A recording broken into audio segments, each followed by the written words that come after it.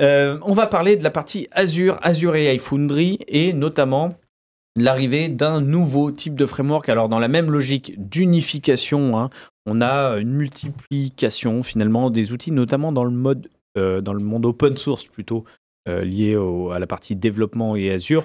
On avait jusque-là beaucoup parlé du framework Semantic Kernel, qui permettait de faire de l'orchestration des agents, notamment de développer ces agents et de les orchestrer, qui a été un des premiers outils proposés en open source par Microsoft, qui venait en compétition, notamment d'un des outils du marché qui s'appelle LangChain. Après, on avait parlé ces derniers temps de la partie AutoGen qui avait été propulsée par les équipes Microsoft Research, qui permettait aussi de faire de l'orchestration, sauf qui était destiné à des fins expérimentales. Globalement, on te disait, alors que Semantic Kernel est prêt pour l'entreprise, parce qu'on a tous les bons connecteurs, on a tout le monitoring, l'observabilité qu'il faut dessus. AutoGen surfait plutôt sur la nouvelle vague de comportement qu'on cherchait à avoir côté agent. Donc, si je veux avoir des agents qui travaillent en parallèle sur une même tâche, ou des agents qui finalement conversent pour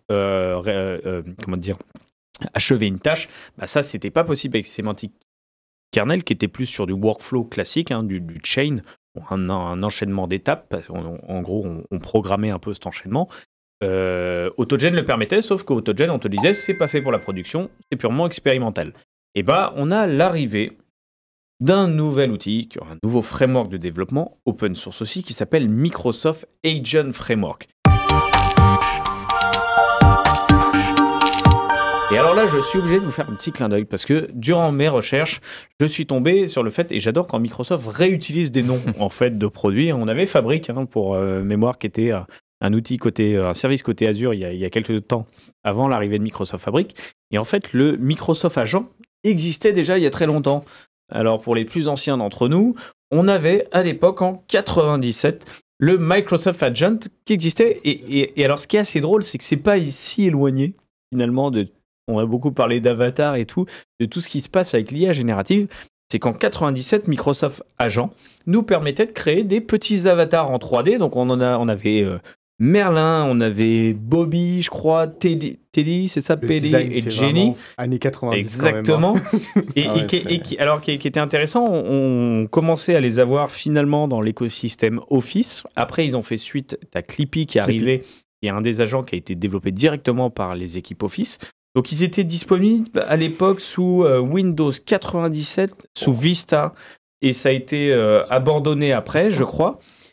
Et ce qui était intéressant, c'est que Microsoft permettait, alors on les téléchargeait sur un site internet, déjà à l'époque, hein, on pouvait aller les télécharger, et par contre Microsoft disait, bah, si vous voulez les mettre dans vos propres applications via ActiveX, vous pouvez utiliser ces modèles 3D.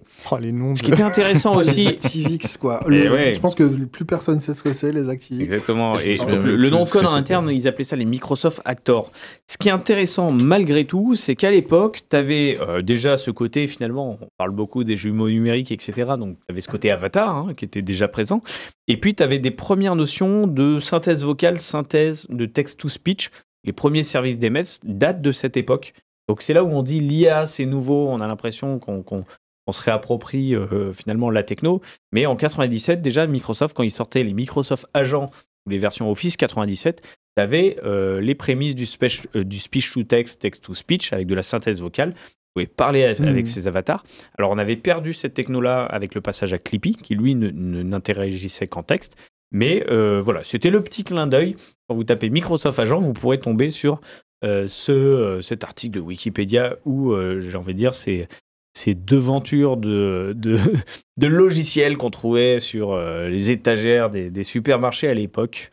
Donc, on avait déjà Microsoft Agent. Alors, ce n'est pas du tout le sujet du jour, bien évidemment. Moi, je vais vous parler de Microsoft Agent Framework, du coup, la différence, qui vient, du coup, surcoucher les technos qu'on avait. Donc, en gros, Microsoft a dit, bah, vous aimez beaucoup le côté innovant qu'on a avec AutoGen, qui vous permet vraiment d'avoir ce côté multi-agent, hein, spécialisé, qui parlent entre eux, qui résolvent des tâches. Vous utilisez beaucoup Semantic Kernel parce qu'on vous a dit que c'était la norme pour avoir quelque chose niveau entreprise, avec toute l'intégration, notamment avec Entra ID, les connecteurs Azure, on a tout qui était préintégré. Bah, on vient surcoucher. Alors aujourd'hui, Microsoft a un discours qui dit « ça ne remplace pas Semantic Kernel et AutoGen ». parce que bien évidemment c'est en preview, donc ne changez pas tout maintenant. Par contre, vous avez dans Microsoft Learn toute la guidance pour vous dire comment migrer depuis AutoGen vers Semantic Kernel. Je vous laisse comprendre ce que vous en voulez. Qu'est-ce que va nous permettre de faire Microsoft Agent Framework? Globalement, c'est ce que je disais, hein, vraiment du système multi-agent, donc ça repose sur les mêmes technos, donc des technos qui sont maintenant depuis, malgré tout, éprouvés, donc Semantic Kernel et AutoGen. Ça permet de développer en .NET et en Python. Alors, toujours Microsoft pousse toujours hein, le C# et l'écosystème .NET, même si de plus en plus Python est en train de s'imposer finalement comme le langage qui unifie l'IA, la data et le dev. Ce qui est intéressant, c'est que ça vient aussi, hein, donc dans les piliers qu'ils mettent en avant, c'est qu'ils te disent que le but, c'est de pousser de l'interopérabilité, donc notamment officialiser un peu tous ces nouveaux protocoles dont on a beaucoup parlé dans Copilot Studio et autres, hein, et Azure AI Foundry, donc le MCP, le Model Context Protocol. On a toute la partie Agent to Agent. Vous l'avez un peu évoqué, ouais. Agent to Agent, c'est de dire comment est-ce que demain, deux agents qui n'ont pas été développés sur des technos similaires ou sur les mêmes technos vont pouvoir se comprendre, se rencontrer, savoir ce que l'un peut faire, etc. Donc là, le A2A, qui était un protocole proposé par Google, est intégré. On va avoir toute la vision OpenAPI disponible. Et le but, par contre, ce qui est intéressant, c'est que c'est un modèle open source.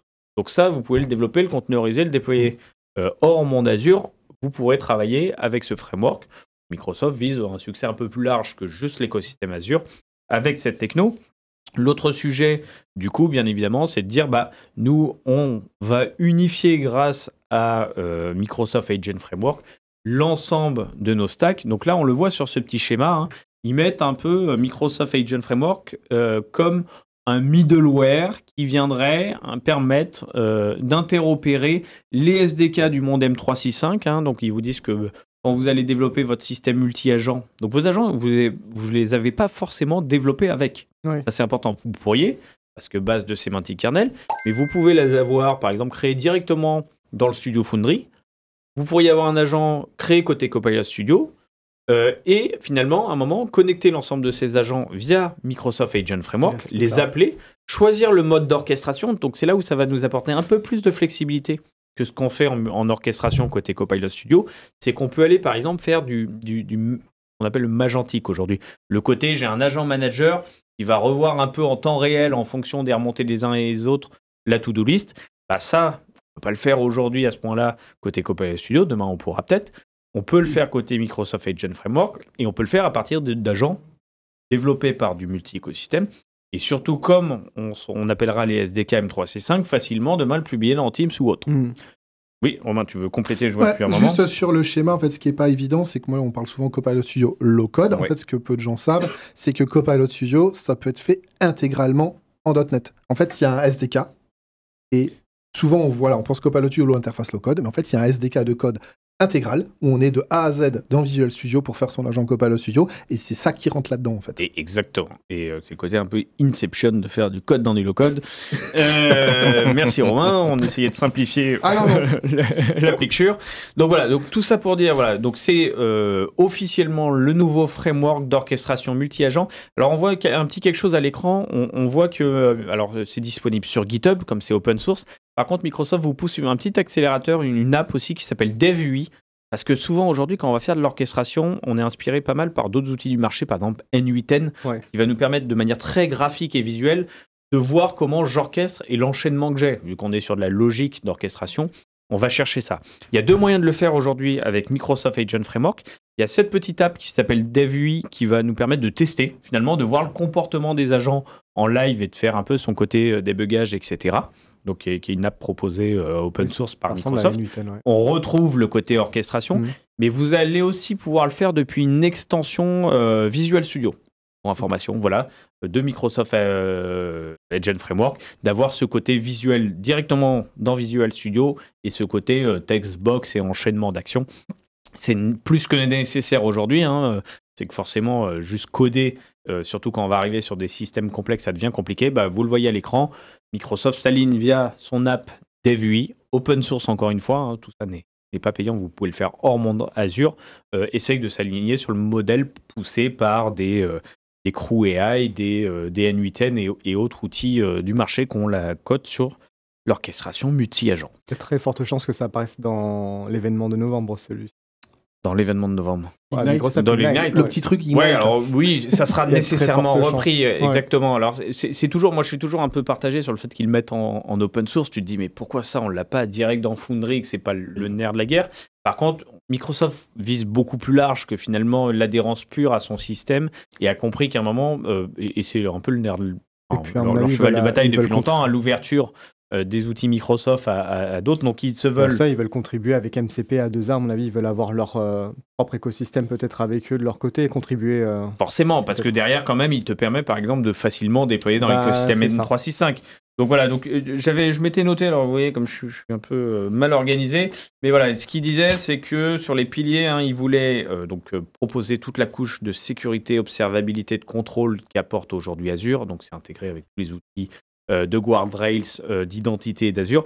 Et donc, ça se veut cloud agnostique, provider agnostique d'un point de vue modèle, ouvert sur les standards open type A2A, MCP et autres, et proposer tout un écosystème de connecteurs. Donc, on a du Fabric, on a du SharePoint, du Pinecone, Quadrant, pour citer les premiers disponibles. C'est peut-être un peu faible aujourd'hui par rapport à d'autres outils du marché comme Make, Zapier et autres, qui basent un peu leur force sur l'écosystème de connecteurs.